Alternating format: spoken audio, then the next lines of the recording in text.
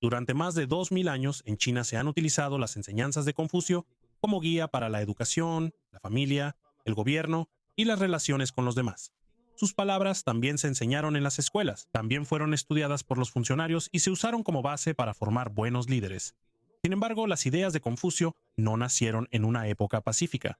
Confucio vivió en una época en la que el antiguo orden de China se estaba desmoronando poco a poco. Muchos estados competían por la tierra y el poder. El rey era débil y las guerras eran frecuentes. Traiciones y conflictos entre las familias poderosas. En ese mundo, Confucio empezó a preguntarse cómo se puede restaurar el orden si los propios líderes no saben gobernar. ¿Cómo puede ser pacífico un país si no hay respeto y responsabilidad dentro de la familia? ¿Y es posible cambiar la sociedad a través de la buena conducta en lugar de la violencia? Para entender por qué estas preguntas pacíficas se volvieron importantes, primero tenemos que regresar a la situación de China antes de que él naciera. Más de 500 años antes de la época de Confucio, los Zhou derrocaron a la antigua dinastía Shang. Los líderes de los Zhou dijeron que su éxito se debió a lo que llamaron el mandato del cielo. Según esta creencia, el cielo otorga el derecho de gobernar a un rey justo y responsable. Cuando se vuelve cruel, si un rey se vuelve codicioso o negligente, puede perder ese derecho. De esta manera, los Zhou demostraron que el cielo dejó de apoyar al último rey de los Shang. Por eso el poder pasó a ellos. Pero, ¿cómo lograron conquistarlo? Para controlar el vasto territorio, los reyes Zhou otorgaron tierras y poder a sus familiares y aliados. Y estas personas fueron quienes gobernaron las diferentes regiones. A cambio, se esperaba que reconocieran al rey y le proporcionaran soldados y apoyo cuando fuera necesario. Al principio, este sistema ayudó a mantener la estabilidad, pero a medida que pasaron los siglos, los líderes de cada región se hicieron más poderosos. Obtuvieron sus propios ejércitos, sus propias riquezas y sus propios intereses. Poco a poco empezaron a actuar como reyes independientes, aunque todavía reconocían de nombre al líder de Zhou. Y en el año 771 a.C., la capital occidental de Zhou fue atacada. Por eso, los miembros reales que quedaban se vieron obligados a trasladarse al este y allí establecieron su centro en Luoyang. Y así comenzó la dinastía Zhou del Este. El rey de Zhou seguía siendo reconocido como el líder de China, pero su poder era casi solo de nombre. Solo quedaban pocos lugares que le obedecían directamente. El verdadero poder estaba en los diferentes estados. Cada estado tenía su propio líder, su propio ejército y tomaba sus propias decisiones. También hacían sus propios acuerdos y guerreaban contra otros estados para expandir sus territorios. Este periodo se conoce como el periodo de primaveras y otoños. El nombre proviene de un antiguo registro de eventos del estado de Lu. En este periodo vivió Confucio. Lu ya era un estado antes de que naciera Confucio. Fue fundado en la antigüedad durante la dinastía Zhou y gobernado por una familia cercana a los reyes de Zhou. Por eso, en Lu se conservaron mejor los antiguos rituales, la música y las tradiciones de Zhou. Entre estas tradiciones estaban la forma correcta de enterrar, el respeto a los antepasados, recibir a los invitados, el matrimonio, la adoración y el trato con los funcionarios. Estas tradiciones son importantes porque enseñan a cada persona cómo comportarse correctamente en la familia y en la sociedad. Pero aunque en Lu se valoraban las antiguas tradiciones, su gobierno seguía siendo caótico. El líder de Lu y algunas familias ricas competían por el poder. Cuando las personas poderosas peleaban, los ciudadanos comunes eran los que más sufrían. En un lugar así creció Confucio. Todos los días veía las antiguas tradiciones de Zhou, pero también veía cómo se rompía el orden debido a la lucha por el poder. En una época tan caótica nació el niño que sería llamado Confucio. El año tradicional de su nacimiento es 551 a.C. Se dice que nació en el lugar de Zhou, cerca de Khufu. Su nombre era Kongqiu. Cuando creció, también fue llamado Kongzi, que significa maestro Kong. El nombre Confucio solo apareció muchos siglos después. Este nombre fue utilizado por los sacerdotes jesuitas de Europa como la forma latina de Confuci, otro término que significa maestro Kong. Por eso, en Occidente se le conoce más como Confucio. Hay muy poca información precisa sobre su nacimiento y su familia. La historia antigua más detallada sobre su vida fue escrita por Sima Qian, un destacado historiador chino que vivió más de 300 años después. Después de la muerte de Confucio, según la tradición registrada por Sima Qian, el padre de Confucio fue Zhou Xuliang He, un funcionario y guerrero de luz. Se dice que Zhou Xuliang ya era anciano cuando nació Confucio. La madre de Confucio es comúnmente reconocida como Yan Zhengzai. También existen antiguas historias que cuentan que su madre rezó en el monte Ni antes de que él naciera. En otra versión, se dice que ella vio en un sueño a un Qilin, una criatura legendaria que se considera un presagio de un nacimiento extraordinario. Estas historias forman parte de la tradición que se desarrolló alrededor de Confucio. Surgieron a medida que las generaciones siguientes le mostraban cada vez más respeto. No está claro cuáles de los detalles son hechos reales y cuáles fueron añadidos para mostrar que él era una persona especial desde su nacimiento. Este es también el problema con casi toda la historia de su vida. Confucio no dejó una autobiografía propia. Los textos que se utilizan para conocerlo fueron escritos o compilados después de su muerte. El más famoso de estos es las Analectas o Lunio en chino. Es una colección de breves conversaciones y dichos atribuidos a Confucio y a sus estudiantes.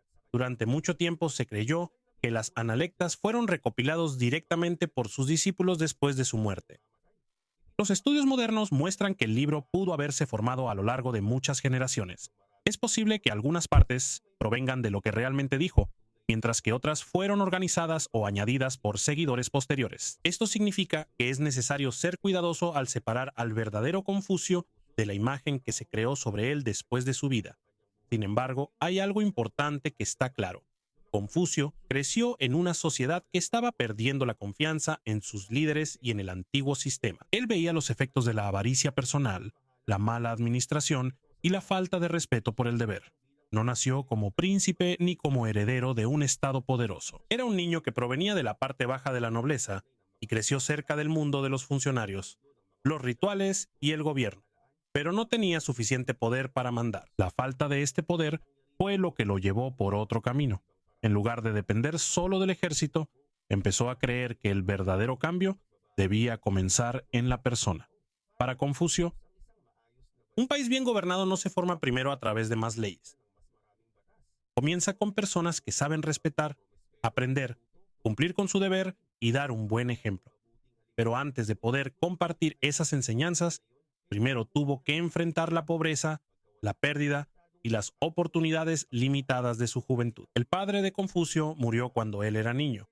Por eso, él y su madre crecieron sin la riqueza ni la influencia de la poderosa rama de la familia Kong.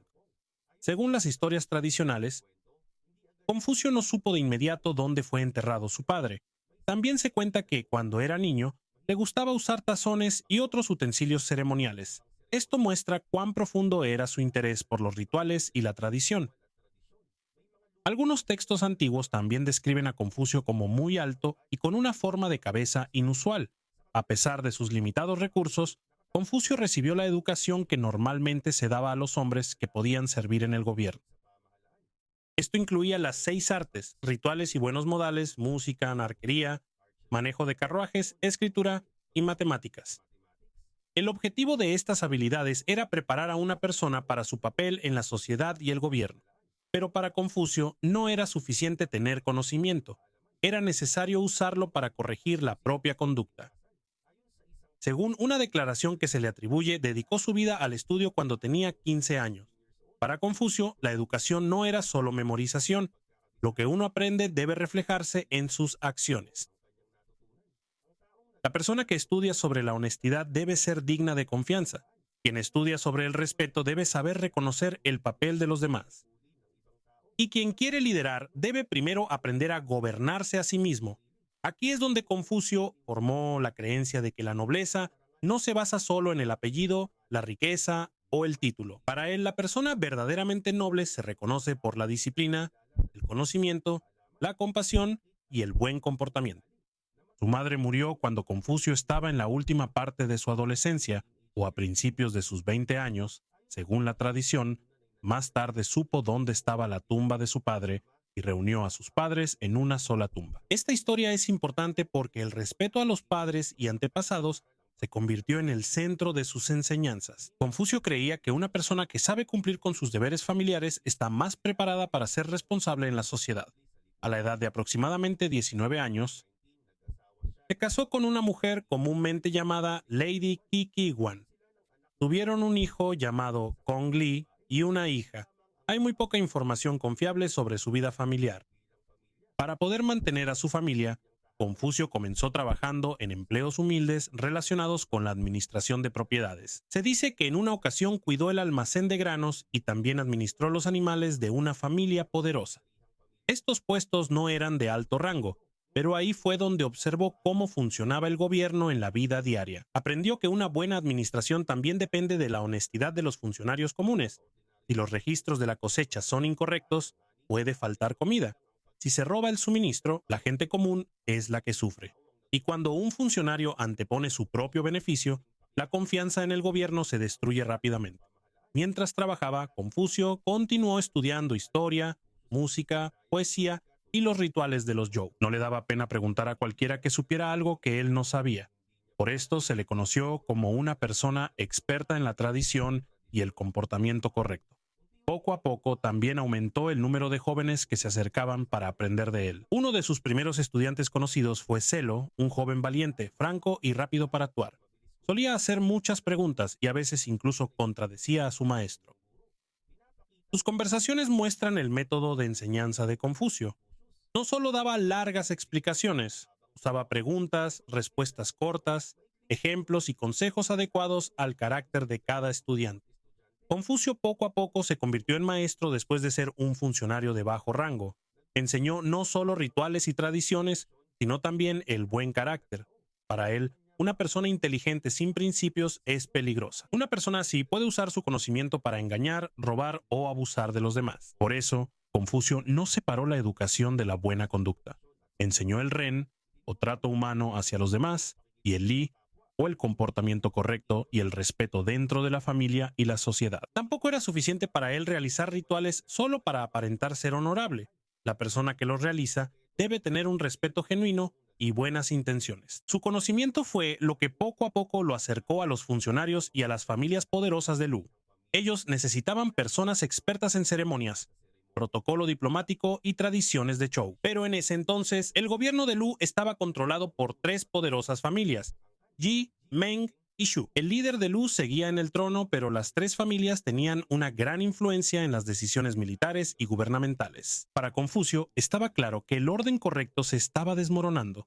Los funcionarios actuaban como si fueran reyes, mientras usaban los rituales para mostrar su riqueza y poder. Al llegar a sus 30 y tantos, Confucio ya era conocido como maestro y experto en la tradición Zhou. Algunos hijos de familias poderosas estudiaron con él. También acompañó a los funcionarios en viajes relacionados con la diplomacia y la ceremonia. Se dice que llegó a Luoyang, la capital de la dinastía Zhou del Este. Aunque el poder de la corte real ya era débil, aún estaban allí los registros importantes, templos y antiguas tradiciones. Confucio admiraba a los primeros líderes de la dinastía Zhou, especialmente al duque de Zhou. En las historias sobre el duque, él usó su poder para proteger el reino y devolvió el gobierno al heredero legítimo cuando llegó el momento. Para Confucio, el duque de Zhou demostró que una persona puede ser poderosa sin anteponer sus propias ambiciones. También se asocia a este viaje una famosa historia sobre el encuentro entre Confucio y Laozi. Laozi es tradicionalmente reconocido como una figura importante en la formación del taoísmo, una filosofía centrada en vivir de acuerdo con el Dao o el camino natural de la vida. Según la historia, Laozi advirtió a Confucio que los rituales no tienen valor si solo se hacen como mero espectáculo. También supuestamente le advirtió que tendría un enemigo poderoso si seguía criticando el mal comportamiento de los gobernantes. No está claro si realmente se conocieron Confucio y Laozi, pero la historia muestra una advertencia importante. Es difícil corregir un sistema cuando las personas que se benefician de él no quieren cambiar. Confucio regresó a Lu con un conocimiento más amplio y una creencia más firme. Ya no solo quería enseñar a sus estudiantes, quería aplicar sus principios en el gobierno en la práctica. Pero para lograr eso, tenía que enfrentarse a las familias que valoraban más la riqueza y el poder que el deber y el comportamiento correcto. El objetivo de Confucio se volvió más difícil cuando estalló el conflicto dentro del propio gobierno de Lu. En el año 517 a.C., el duque Shao, el líder de Lu, intentó reducir el poder de las familias gobernantes. Pero fue apoyado por las familias Meng y Xuangji. El ejército del duque fue derrotado y él se vio obligado a huir al estado vecino de Qi. Según la narración tradicional, Confucio también lo siguió allí. A este periodo se asocia una historia famosa. Se dice que mientras viajaba Confucio, vio a una mujer llorando junto a una tumba. La mujer dijo que un tigre había matado a su suegra, a su esposo y a su hijo. Confucio le preguntó por qué seguía quedándose allí. En ese lugar peligroso, la mujer respondió que al menos no había un gobierno cruel allí. Después de esto, Confucio supuestamente les dijo a sus estudiantes que un gobierno tiránico es más aterrador que un tigre. Esto es solo parte de la tradición que se formó sobre su vida, pero la lección es clara. La gente puede soportar el peligro antes que soportar a un líder abusivo. Al llegar aquí, Confucio intentó encontrar un puesto bajo el mando del duque Jing, el líder del estado. El duque se mostró impresionado por algunos de sus consejos sobre el gobierno. Confucio explicó que cada persona debe cumplir con la responsabilidad de su posición. El líder debe actuar como un verdadero líder. El funcionario debe servir como funcionario. El padre debe cumplir con su deber en la familia y el hijo debe saber respetar. Para Confucio, una sociedad se desordena cuando una persona usa la posición de otra o no cumple adecuadamente con su propio deber. Sin embargo, los ministros de Qi no se sentían cómodos en su presencia. Es posible que vieran a Confucio como un recién llegado que podría influir en el duque. Tampoco duró mucho su oportunidad de entrar al gobierno. Por eso regresó a Lu y volvió a enfocarse en la enseñanza. En ese tiempo, enfatizó aún más el ren o el trato humano hacia los demás. Para Confucio, la riqueza y las altas posiciones no tenían valor si se obtenían de manera contraria a los buenos principios. Sus estudiantes también siguieron aumentando. Entre los que más admiraba estaba Yang Hui, un joven tranquilo y trabajador que no solo escuchaba las enseñanzas, sino que también las aplicaba en su vida diaria. También estudió con él su propio hijo, Kong Li. Según un relato, le preguntaron a Kong Li si su padre le daba enseñanzas secretas. Él respondió que no. Como a los demás estudiantes, solo le aconsejaron estudiar los antiguos poemas y rituales. Esto muestra la creencia de Confucio de que la educación no debe reservarse solo para la familia o los estudiantes favoritos. Lo importante es el esfuerzo de la persona por aprender. Él valoraba mucho los antiguos textos sobre historia, poesía, rituales, cambios y los acontecimientos en Lu. Con el tiempo, estos llegaron a ser conocidos como los 5 clásicos y se convirtieron en una parte importante de la educación en China. Sin embargo, no está claro si Confucio personalmente organizó o escribió estos textos. Lo que sí es seguro es que sus seguidores los usaron y enseñaron como guía para la conducta y el gobierno. Confucio no se consideraba a sí mismo como el inventor de un nuevo sistema. Él veía su papel como el de un transmisor de valiosas enseñanzas del pasado. Creía que había principios en la antigua tradición Zhou que podían usarse para arreglar la sociedad caótica de su época. Mientras su escuela crecía, el caos continuaba en Lu. No solo el duque y las grandes familias competían por el poder, incluso los sirvientes de las familias poderosas empezaron a rebelarse contra sus propios amos. Uno de los líderes rebeldes le ofreció a Confucio un puesto. Confucio consideró la oportunidad por un momento porque quería poner en práctica sus ideas. Pero su estudiante Silu le recordó que servir a alguien que tomó el poder por la fuerza iría en contra de sus principios. Cuando los rebeldes fueron derrotados y el gobierno del duque Ding recuperó su fuerza, Confucio tuvo la oportunidad de servir. Alrededor del año 501 a.C., fue nombrado funcionario de Chengdu, una ciudad en el estado de Lu.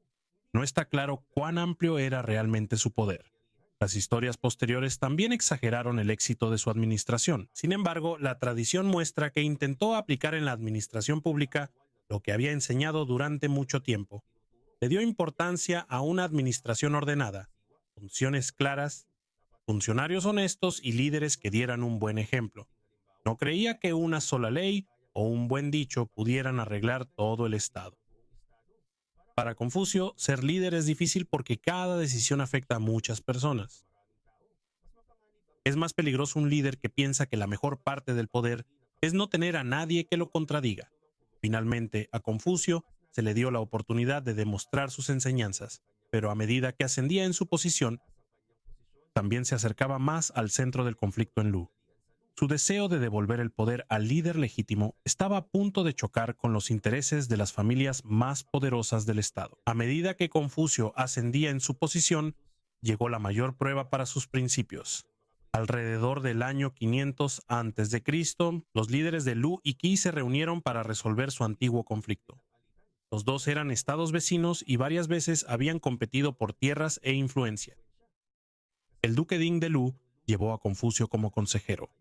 Como la reunión se celebraría en el territorio de Qi, Confucio sospechaba que podrían intimidar o forzar a su líder.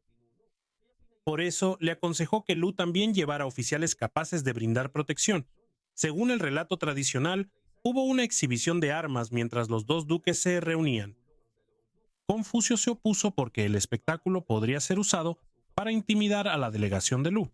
Insistió en que una reunión diplomática debía llevarse a cabo con respeto y un propósito claro. La reunión terminó sin ningún enfrentamiento. Se dice que Qi también devolvió algunos territorios que antes había tomado de Lu. Es posible que los narradores posteriores hayan exagerado el papel de Confucio, pero está claro que su influencia en el gobierno creció. Según la tradición, llegó a ocupar un puesto responsable de la ley y el orden. Relatos posteriores describen a Lu como un lugar más seguro y disciplinado bajo su administración. Es difícil saber cuán grande fue realmente su poder. Sin embargo, Confucio tuvo la oportunidad de poner a prueba sus ideas en la administración pública. Él creía que el castigo no era suficiente para prevenir el crimen. Si el miedo es la única razón para obedecer, la gente puede evitar el castigo, pero no aprenderá a sentir vergüenza por hacer el mal. Para Confucio es más sólido. El orden proviene del buen ejemplo del líder y de la educación del pueblo.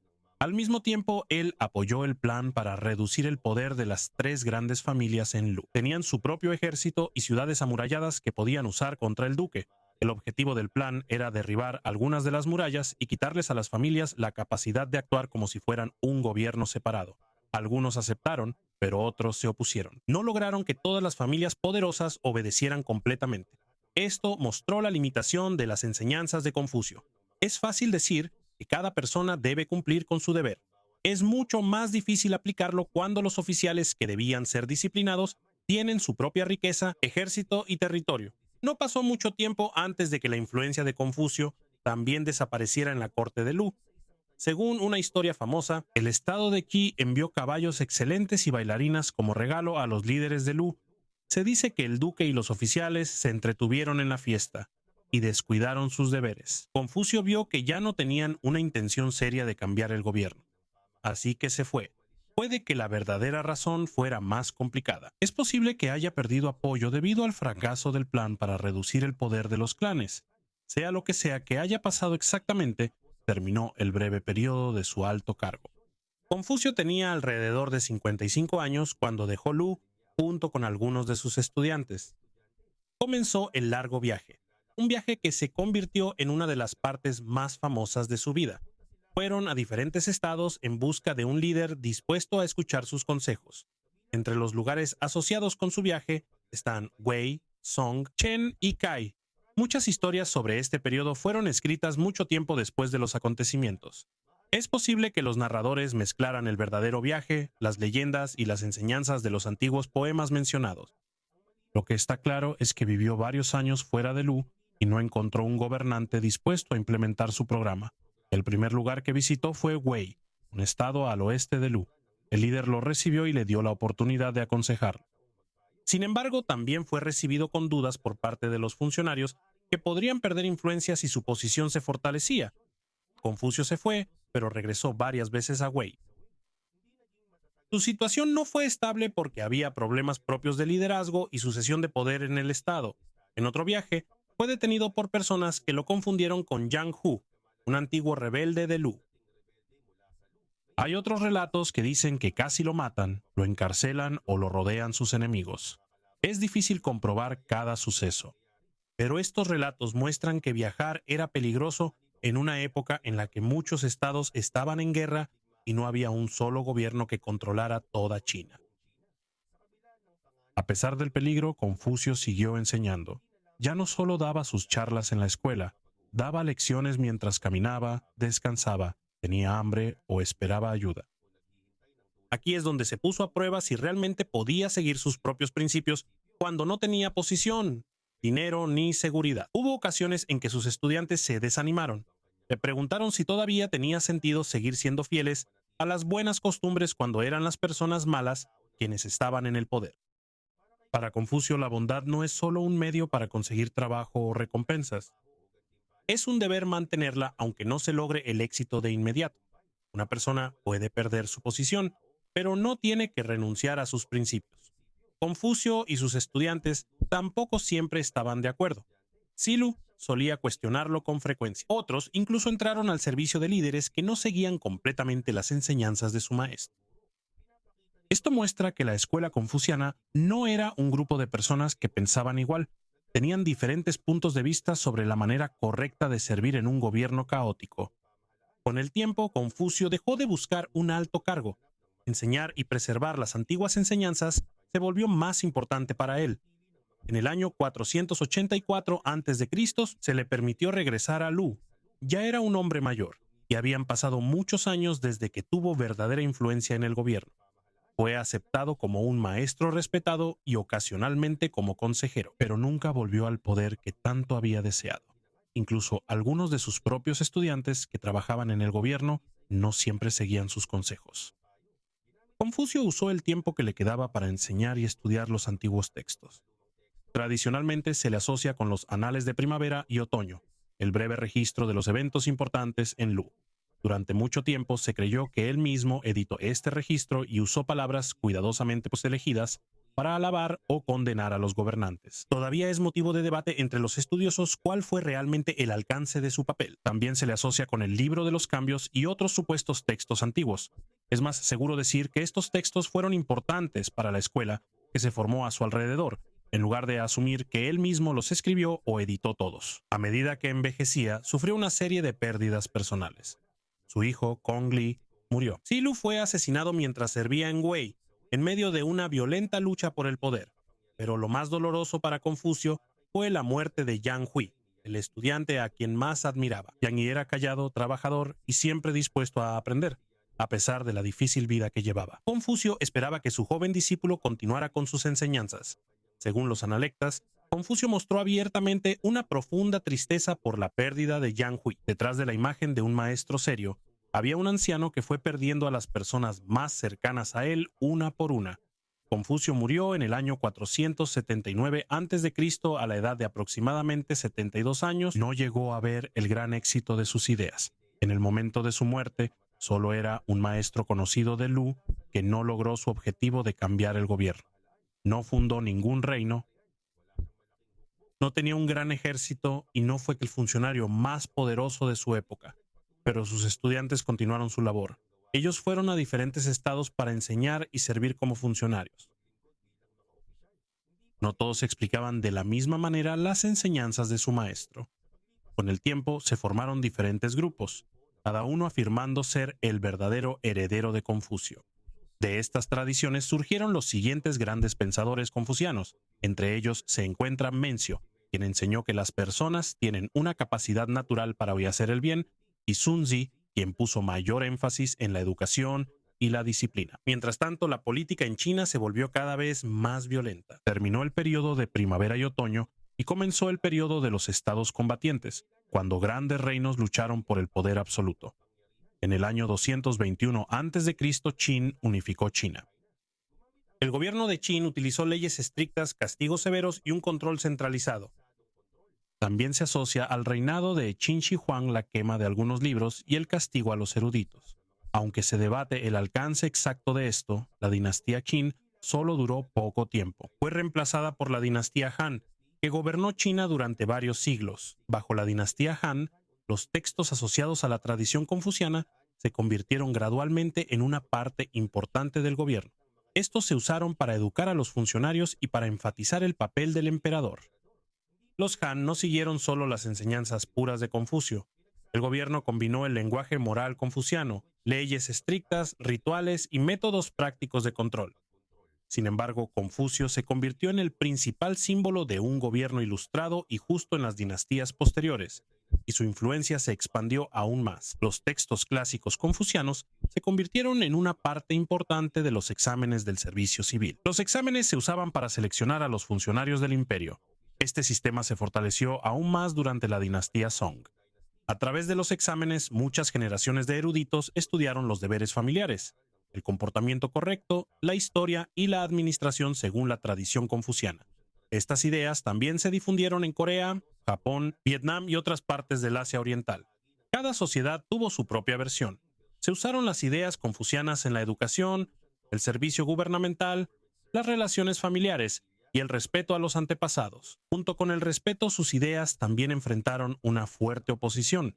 Hubo críticos que dijeron que la tradición confuciana fortaleció la obediencia excesiva a los mayores, una jerarquía social estricta y un papel limitado para las mujeres. En diferentes épocas, los líderes también usaron las enseñanzas sobre el deber y el respeto para reprimir la oposición. En el siglo XX, algunos reformadores chinos culparon al antiguo sistema confuciano por la lentitud del cambio en el país. Durante la Revolución Cultural, su reputación fue atacada y muchas tradiciones asociadas con él fueron consideradas un obstáculo para la nueva sociedad. Sin embargo, su influencia no desapareció por completo. Sus ideas sobre la educación siguen siendo estudiadas, el respeto a la familia, la disciplina personal y la responsabilidad de los líderes. El legado más importante que dejó Confucio no fue una ley completa ni un solo sistema político. Dejó una pregunta que sigue siendo importante hasta hoy. ¿Puede haber un buen gobierno si los líderes no tienen buen carácter? Para Confucio, el poder no es suficiente para ser un verdadero líder. Es necesario saber escuchar, aprender, respetar el deber y dar un buen ejemplo. No logró cambiar China mientras vivía, pero el maestro, quien fue rechazado varias veces por los líderes, se convirtió más tarde en el estándar utilizado para medir su liderazgo. Y ahí es donde se ve la ironía de su vida. Fracasó, no logró encontrar un gobierno dispuesto a seguir plenamente sus enseñanzas. Pero después de su muerte, sus ideas ayudaron a moldear los gobiernos, las escuelas y las familias en Asia Oriental durante más de 2000 años.